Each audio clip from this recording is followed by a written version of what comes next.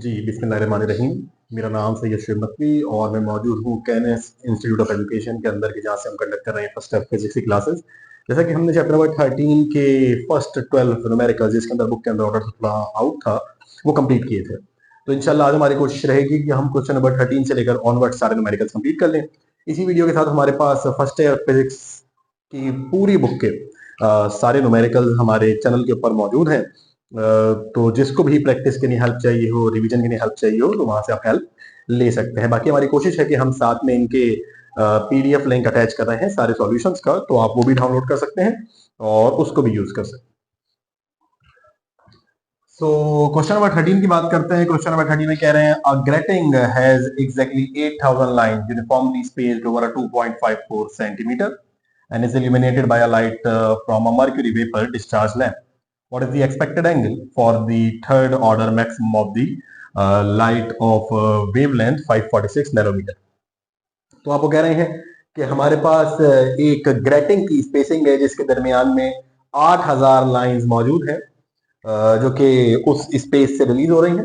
Space over 2.54 centimetre. उसकी अगर हम टोटल विड्थ की बात करें तो वो हमारे पास 2.54 सेंटीमीटर है, जो कि एक मर्क्यूरी वेपर से लाइट रिलीज हो रही है। कह रहे हैं what is the maximum angle of third order maximum, यानी कि थर्ड ऑर्डर मैक्सिमम का एंगल बता दें कि जबकि जो वेवलेंथ है वो 546 नैनोमीटर की।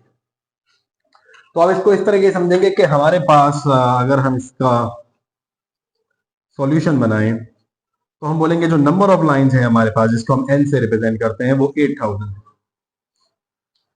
यूनिफॉर्मली स्पेस्ड ओवर 2.54 सेंटीमीटर, यानी कि जो स्लिट की स्पेसिंग है, ये जो विड्थ है हमारे पास, ये वाली विड्थ हमारे पास तकरीबन 2.54 सेंटीमीटर है। तो इस विड्थ को हम बोलेंगे 2.54 सेंटीमीटर और हम इसको लिख सकते हैं 0.0254 मीटर। पॉइंट को दो बार पीछे मूव करा लें, इसको सेंटीमीटर से मीटर के अंदर लिया। इसके बाद कहा जा रहा है कि ये बता दीजिए कि उसका थर्ड ऑर्डर का एंगल कितना होगा। अगर एंगल पूछ रखा है तो थीटा मालूम करना है। एम हमें 3 दे दिया गया है और वेवलेंथ जो है वो हमें दे दी गई है 546 नैनोमीटर, जिसको हम कैसे लिख सकते हैं, जिसको हम लिख सकते हैं 546 एक्सपोनेंट -9 मीटर। ठीक है, अब हमने मालूम करना है एंगल। अब रिलेशन हमें पता है, रिलेशन है m lambda is equals to d sine theta. ये रिलेशन है। तो इसके लिए हमें स्पेसिंग चाहिए, दो लाइंस के दरमियान की हमें स्पेसिंग चाहिए। यानी आप ऐसे समझ लीजिए कि दो थ्रेड्स के दरमियान की जैसे हम स्पेसिंग निकालते हैं YDSE के अंदर या न्यूटन रिंग्स में, तो स्पेसिंग हमें चाहिए होगी क्योंकि m हैगा, लैम्डा हैगा, थीटा मालूम करना है। स्पेसिंग का फॉर्मूला रहेगा width, total width divided by number of line. उस स्पेस, उस टोटल स्पेस के ऊपर कितनी लाइन डिस्ट्रीब्यूटेड है, अगर मैं उसको इससे डिवाइड करूंगा तो निकल कर आएगा दो लाइंस के दरमियान का डिस्टेंस कितना है। यहाँ स्पेसिंग का मतलब दो लाइन के दरमियान का डिस्टेंस। तो दो लाइन के दरमियान का डिस्टेंस जब निकालने जाऊंगा तो मैं बोलूंगा विड्थ तो मेरे पास कितनी है 0.0254 और n कितना है, n है मेरे पास 8000। तो हम इसको डिवाइड कर देते हैं 0.0254 divided by 8000. So it is 3.17, almost 5 exponent minus 6. 3.175 exponent -6 metre की स्पेसिंग है दो लाइंस के बीच। दो लाइंस के बीच में 3.175 एक्सपोनेंट -6 मीटर की स्पेसिंग है। हमने क्योंकि एंगल मालूम करना है तो हम बोलेंगे m lambda is equals to d sine theta, यानी कि sine theta is equals to m lambda by d, then sine theta is equals to m है 3, लैम्डा जो है वेवलेंथ जो है वो कितनी है 546 नैनोमीटर, यानी कि 546 एक्सपोनेंट -9, और d जो है, d जो दो के दरमियान की स्पेसिंग है वो है 3.175 एक्सपोनेंट -6। तो इस पूरे को एक साथ कैलकुलेटर में रख के सॉल्व कर लेते हैं। So 3 multiply by 546 exponent -9, answer divided by 3.175 exponent -6, it is 0.516। 0.516। देन जब हम साइन को वहां लेकर जाएंगे तो ये हो जाएगा साइन इनवर्स 0.516। तो हम कहते हैं sine inverse 0.516 is equals to 31.058 degree. अच्छा, ये आंसर डिग्री में हमें ऑब्टेन हो रहा है, लेकिन बुक जो आंसर लिख रही है वो डीएमएस के अंदर लिख रही है, डिग्री मिनट सेकंड के फॉर्मेट में। तो उसके अंदर कन्वर्ट करने का तरीका ट्रिग्नोमेट्री में अपने पास रखा होगा। कैसे करते हैं हम कन्वर्ट? हम इसको इस तरीके से लिखेंगे कि theta is equals to 31 plus 0.058 multiply by 60। 0.058 multiply by 60, ये देख लें 31 जो एक और इंटीजर वैल्यू थी उसको लिख लिए, और जो डेसिमल वाली वैल्यू थी उसको हमने पहले 60 से मल्टीप्लाई करना है, तो ये m के फॉर्मेट में जाएगा, सिंगल प्राइम के ऊपर आएगा। तो हम कैलकुलेट कर लेते हैं इसको।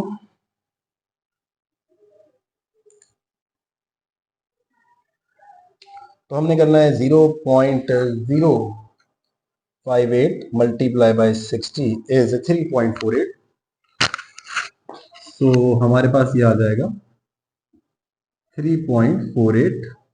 क्या हम इसको ऐसे लिखेंगे कि 31 प्लस 3 प्लस 0.48, अगले डेसिमल को निकाला और उसको भी मल्टीप्लाई कराएंगे हम 60 के साथ। तो हम बोलेंगे 0.48 multiply by 60 is equal to 28.8, जिसको मैं 29 लिख दूंगा। 28.8 जिसको हम लिखेंगे 29, तो ये आएगा प्लस का 3, ये आएगा 28.8 आ रहा है, मैं उसको राउंड ऑफ करके 29 लिख रहा हूं। तो मैं इसको लिखूंगा कैसे? 31 डिग्री 3 प्राइम और 29 डबल प्राइम। ठीक है जी, तो ये आंसर बुक ने लिख रखा है। एक दफा हम इसको दोबारा देख लें कि बुक जो आंसर लिख रही थी वो यही है जी। तो 31 degree 3 prime and 29 double prime. Actually में हमारे पास जब हम डिफ्रैक्शन ग्रेडिंग पढ़ते हैं तो हमें समझ में आता है कि किसी एक स्पेसिफिक स्पेसिंग से multiple raises of light diffract हो रही हैं और डिफ्रैक्शन की वजह से पाथ डिफरेंस बन रहा है, फ्रिंजेस फॉर्म हो रही हैं। तो उस रिलेशन के ऊपर ये हमारा पूरा न्यूमेरिकल था। होपफुली आपको ये समझ में आ रहा होगा। मैं ये देख लूं कि आपको यहां तक का नजर आ रहा है, नहीं आ रहा? तो जी पूरा नजर आ रहा है। तो होपफुली आपको ये वाला न्यूमेरिकल समझ में आ रहा होगा। कर लीजिए इसको।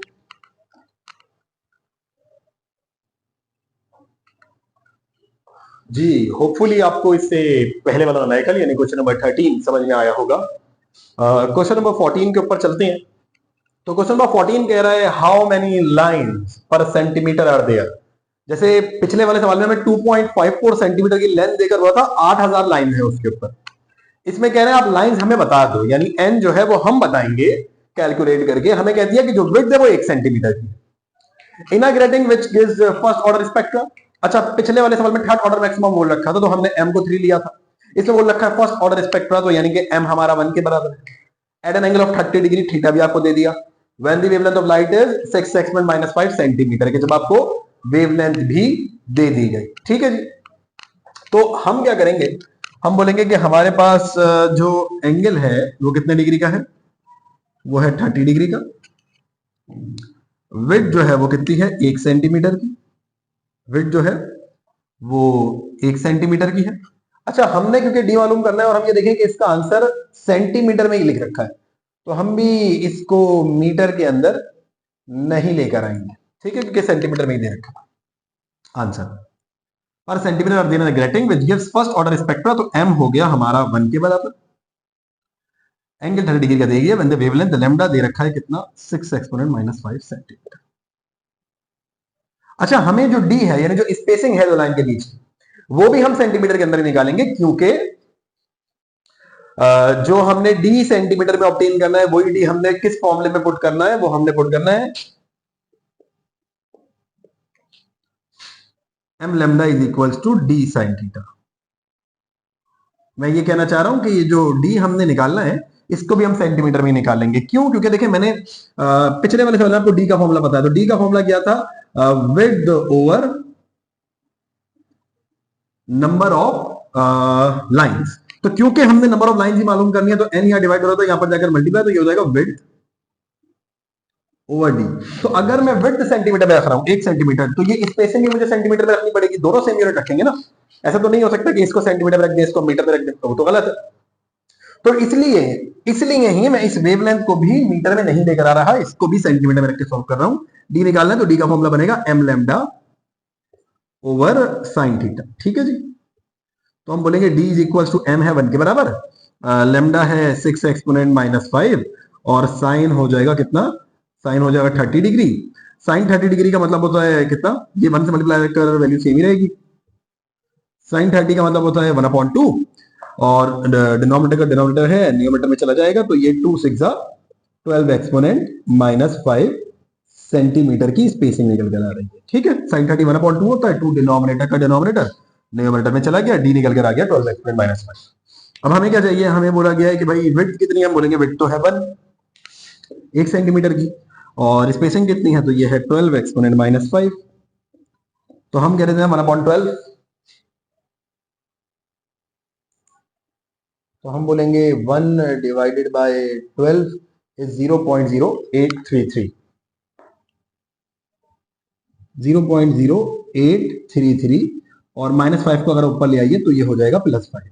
तो अब पॉइंट ये 333 है। ठीक है, तो पॉइंट अब आगे बढ़ाइए 1 2 3 4 5, आप पूरा 5 दफा पॉइंट आगे बढ़ा लें तो ये वैल्यू आपकी हो जाएगी 8333, यानी 8333 लाइंस जनरेट होंगी पर सेंटीमीटर।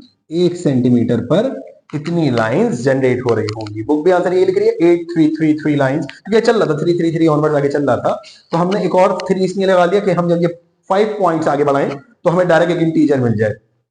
क्या बात समझ रहे हैं?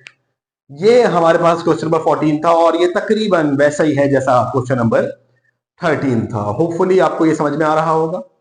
अगर आपको कोई भी न्यूमेरिकल समझने में प्रॉब्लम होती है, जो भी स्टूडेंट्स फर्स्ट ईयर के हमारे लेक्चर से पढ़ रहे होते हैं, तो वो हमारे कॉन्टेक्ट नंबर डिस्क्रिप्शन में मौजूद है, आप उनसे हमसे रब्ता कर सकते हैं, वरना आप हमसे डायरेक्टली कम्युनिकेट कर सकते हैं कमेंट्स के अंदर। तो वहां पे आपको इनके फर्दर सॉल्यूशंस की डिस्कशंस मिल जाएंगी। अगर आप हमसे वहां पूछते हैं तो कर लीजिए इसको।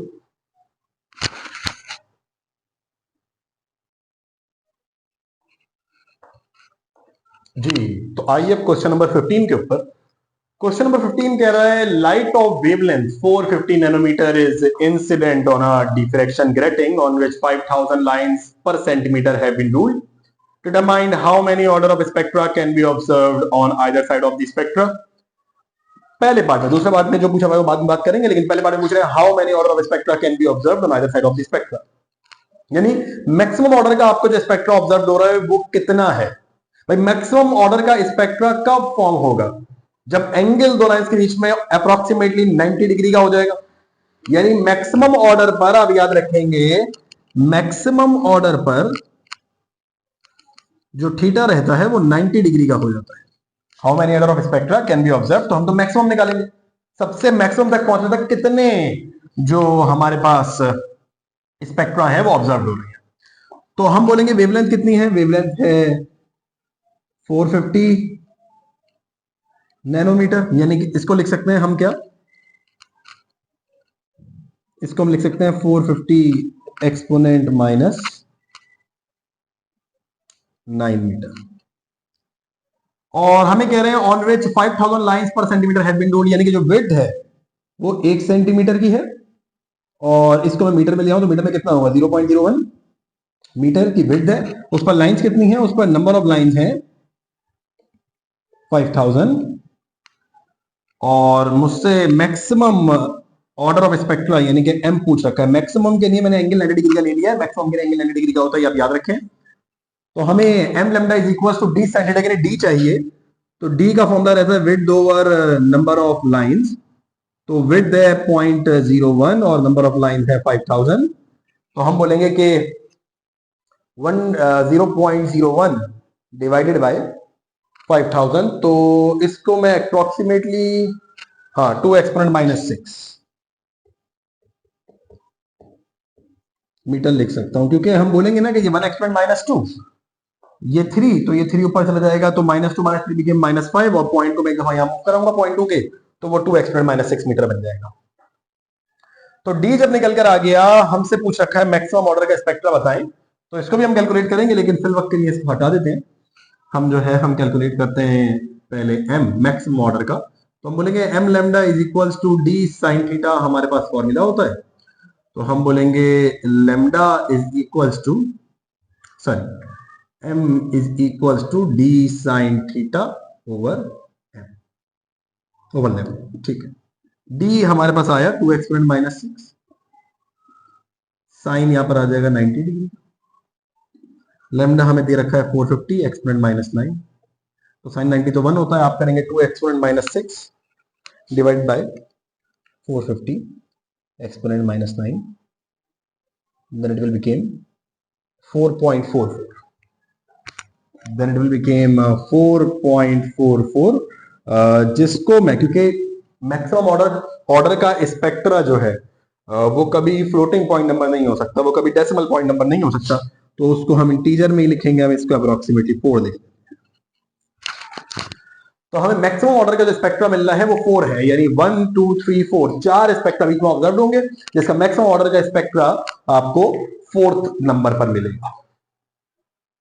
क्या बात समझ रहे हैं कि इसके ए पार्ट के अंदर हमसे क्या पूछा गया था, किस तरीके का डेटा दिया गया था और हमने किस तरीके से वैल्यू निकाली है। होपफुली आपको समझ में आ रहा होगा, कर लीजिए इसको, फिर इसके बी पार्ट पर आते हैं।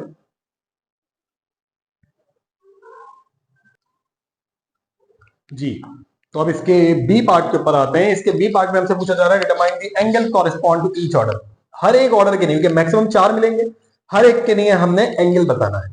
सबसे पहले यहां पर एंगल का फॉर्मूला निकालें, तो एंगल का फॉर्मूला बनेगा m lambda is equal to d sine theta से, और हम इससे जब एंगल निकालने जाएंगे तो वो कितना होगा, m lambda over d, sine को यहां ले आए तो साइन इनवर्स, यानी कि थीटा की जो वैल्यू हमें मिली है वो है sine inverse m lambda over d. ठीक है, अब क्योंकि हमने 4 ऑर्डर्स के निकालना है, तो एम की जगह एक पहली बाई में 1 रखेंगे, स्पेसिंग उतनी रखेंगे, वेवलेंथ इतनी रखेंगे और कैलकुलेट कर लेंगे। देन हम कहते हैं कि 4 कैलकुलेशंस कर लें, आसान हो जाए, फिर हम कंटिन्यू करते हैं।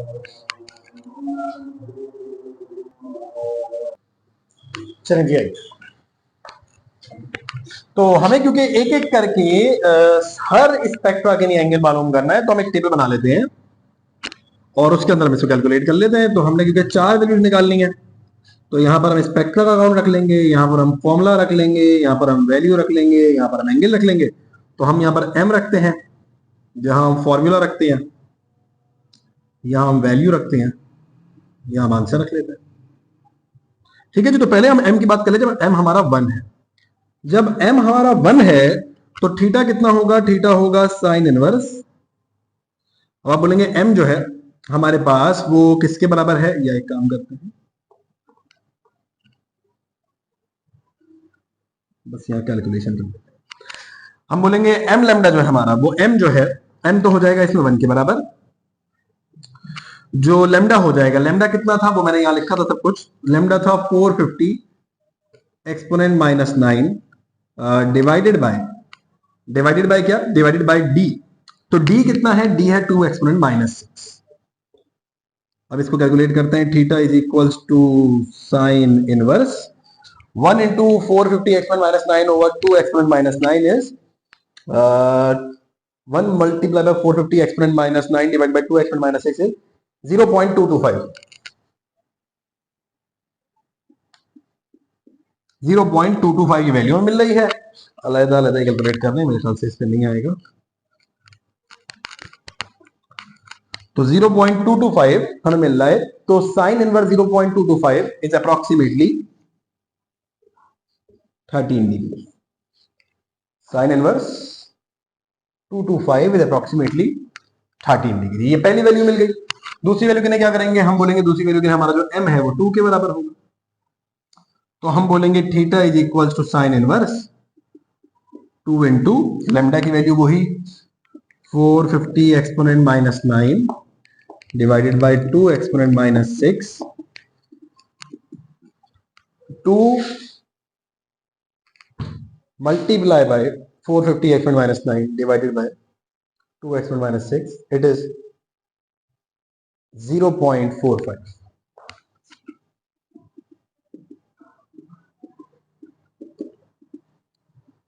तो साइन इनवर्स 0.45 निकाल लें, 26.7 डिग्री, अप्रोक्सीमेटली राउंड ऑफ करके लिखते हैं 26.7 डिग्री। ये दूसरा मिल गया। तीसरी वैल्यू के लिए क्या होगा? तीसरी वैल्यू के लिए हम बोलेंगे कि m जो है वो अब आपका होगा 3 के बराबर। तो जब m 3 के बराबर होगा तो theta is equals to sine inverse, value रखेंगे हम 3 multiply by 450 exponent minus 9 divided by 2 exponent minus 6। तो हम ये देख लेते हैं कि हमें वैल्यू कितनी मिल रही है। Sine inverse 3 multiply by 450 exponent minus 9 divided bye 3 divided by 2 exponent minus 6, it is 0.675 0.675 और हमने निकालना है साइन इनवर्स 0.675। तो sine inverse 0.675 is 42.5 degree. 42.5 degree, ये दूसरा आंसर बन गया। तीसरा सॉरी, पहला 13 डिग्री, 26.7 डिग्री और दूसरा 42.5 डिग्री। ये मैंने डेटा सेट लिख लिया था जो हमने पहले कैलकुलेट किया था, तो वो आप कॉपी यहाँ पे जब कॉपी कर रहे हैं। अगले के लिए जाएंगे तो आप बोलेंगे m जो है वो 4 के बराबर है। अगर ये किसी की रीडेबिलिटी में ना आए तो m ये 3 रखा था हमने। Then theta is equals to sine inverse 4 into 450 exponent minus 9 divided by 2 exponent minus 6। ठीक है जी। तो हम इस पे देखते हैं कि इस पे हमें क्या वैल्यू मिल रही है। 4 multiply 450 exponent minus 9, 4 multiply 450 exponent minus 9 divided by 2 exponent minus 6, approximately 0.9 and theta निकालेंगे साइन इनवर्स 0.9 पर। तो 0.9 पर जो हमें थीटा मिल रहा है वो मिल रहा है 64.2 डिग्री।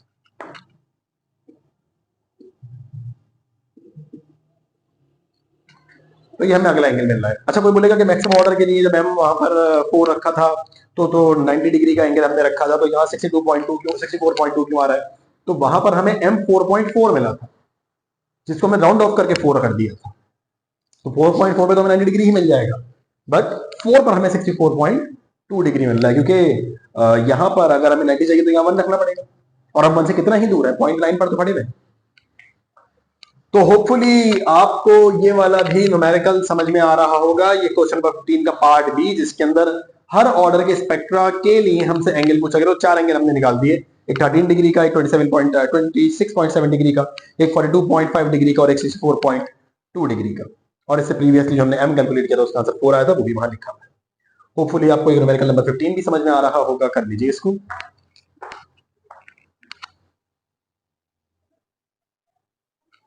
जी, तो उसके बाद आइए क्वेश्चन नंबर 17 के ऊपर।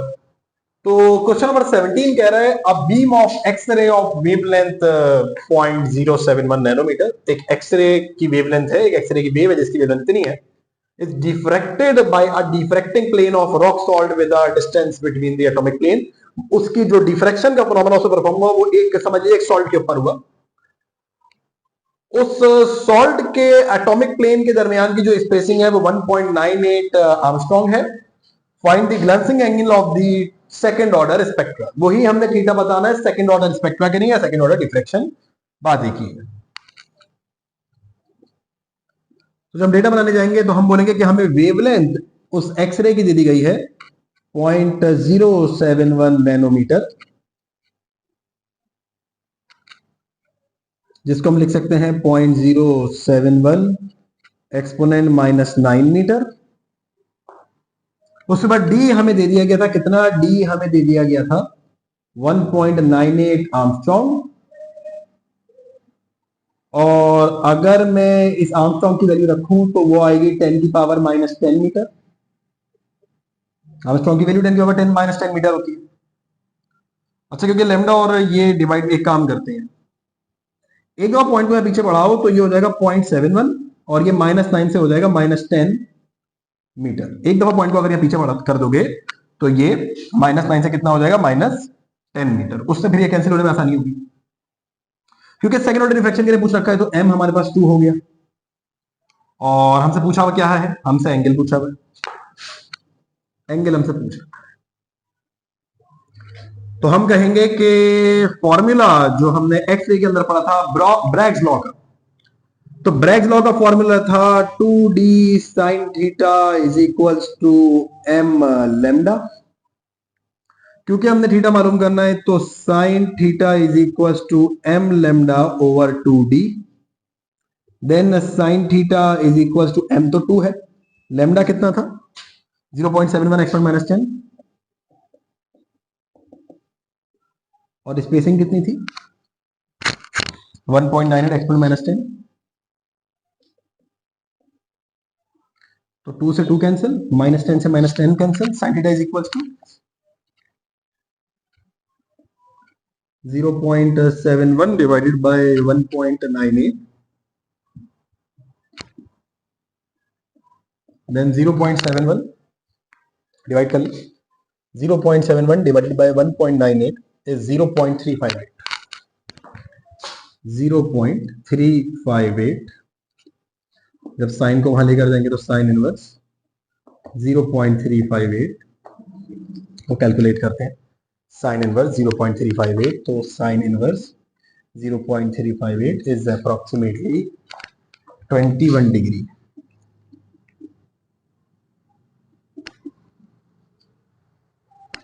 ब्रैग लॉ की एप्लीकेशन से एक्सरे का फिनोमेना है, सेम फिनोमेना, फॉर्मूला याद रखेंगे 2d sin theta, values put करिए, थीटा निकाला है हमने 21 डिग्री का।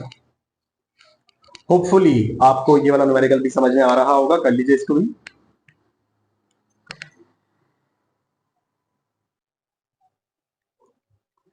चलें जी, अब आइए क्वेश्चन नंबर 18 के ऊपर और देखें क्वेश्चन नंबर 18 क्या कह रहा है। क्वेश्चन नंबर 18 कह रहा है कि unpolarised light passes through two polarizers in turn with polarization axis at 45 degree to each other. What is the fraction of incident light in centimeter that is transmitted?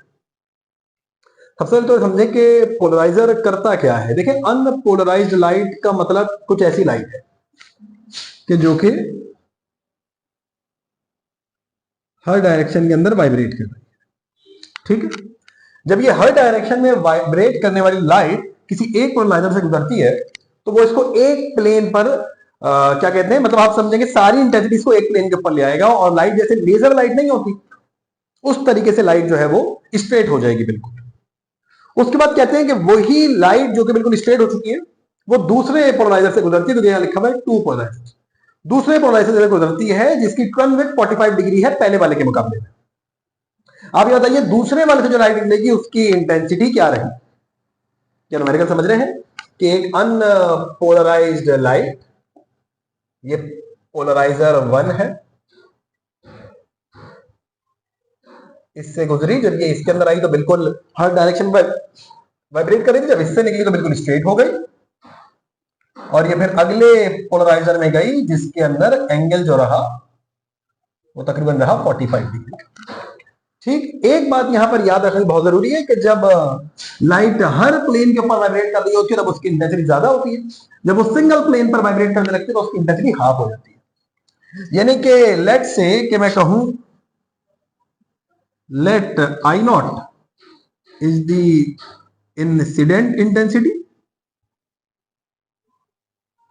ये वो इंटेंसिटी है जो कि incident करी है, जो कि हमें नहीं पता कि कितनी है, लेकिन ये वो है जो कि पहले जो एक्चुअली इसकी है, जो कि अनपोलराइज्ड प्लेन है, उसकी इंटेंसिटी को मैंने आई नॉट कह दिया, ठीक है। I1 मैं कह देता हूं फर्स्ट पोलराइजर से जिस इंटेंसिटी के साथ निकलेगी,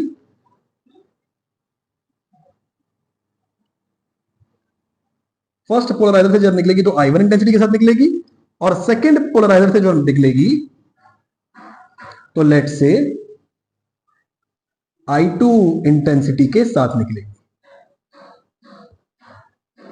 एक बात याद रखिए कि जब हमारा कोई ऐसा पोलराइजर रहे जो कि लाइट को बिल्कुल स्ट्रेट कर दे तो वो हमारी एक्चुअल इंटेंसिटी को हाफ कर देता है।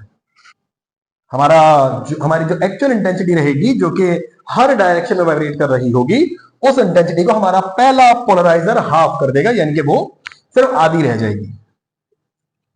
और फिर हमारी जो दूसरे पोलराइजर में लाइट जाएगी वो वाली होगी जो कि पहले पोलराइजर से रिलीज हुई है। तो पहले पोलराइजर से I1 रिलीज हुई है जो कि I0/2 के बराबर है, जिसका एंगल जो कि कर्व में लेकर जा रहा है लाइट को वो 45 डिग्री का है। तो उसके रिलेशन याद रखेंगे, I2 is equal to I1 cos square theta, जब एंगल बीच में आ जाए। तो ये I2 कौन सा है, जो कि सेकंड प्लेन से लाइट निकलेगी, क्योंकि हमसे ये पूछ रखा था ना, ये बताइए किस इंटेंसिटी से लाइट ट्रांसमिट होगी दोनों पोलराइजर से निकलने के बाद। तो सेकंड पोलराइजर से जो निकलेगी वो I2 के साथ निकलेगी, उसका फॉर्मूला याद रखिए I1 equal to cos square theta. Then I1 जो है हमारे पास वो I0/2 है, ये हमने बना रखा कि I1 जो है वो I0/2 है एक्चुअल इंटेंसिटी, और ये है cos स्क्वायर थीटा। तो cos स्क्वायर थीटा को क्या मैं ऐसे लिख सकता हूं कि cos 45 डिग्री और उसके ऊपर थीटा स्क्वायर। तो क्या cos 45 डिग्री को हम 1/√2 का स्क्वायर कह सकते हैं, क्योंकि cos 45 1/√2 होता है, ये I2। Then I2 became equals to I0/2, ये स्क्वायर से कैंसिल होगा तो ये 1/2 बचेगा, 1/2 2 से जब मल्टीप्लाई होगा तो ये हो जाएगा 1/4, और 1/4 को हम लिख सकते हैं 0.25 I। यानी जो हमारे सेकंड पोलराइजर से लाइट निकलेगी वो हमारे एक्चुअल इंटेंसिटी का 1/4 होगी। 1/4 यानी आधे का भी आधा हो चुकी होगी, क्योंकि वो दो पोलराइजर से गुजर रही होगी। जब पहले से गुजरेगी तो आधी हो जाएगी, जब उससे अगले वाले से गुजरेगी तो और आधी हो जाएगी। तो 1/4 हो चुकी होगी, 0.25 का मतलब 1/4 ही है ना। तो 1/4 हो चुकी होगी लाइट जब वो हमारे सेकंड पोलराइजर से गुजर रही होगी।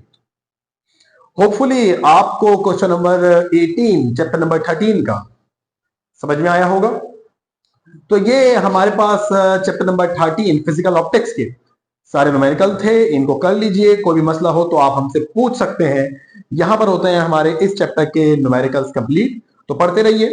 कोई भी मसला हो तो हमसे राब्ता करने के लिए हमारे डिस्क्रिप्शन में भी हमारे कॉन्टेक्ट नंबर मौजूद है, और हमारी कमेंट बॉक्स के अंदर भी आप हमसे बात कर सकते हैं। Thank you so much. अल्लाह हाफिज़।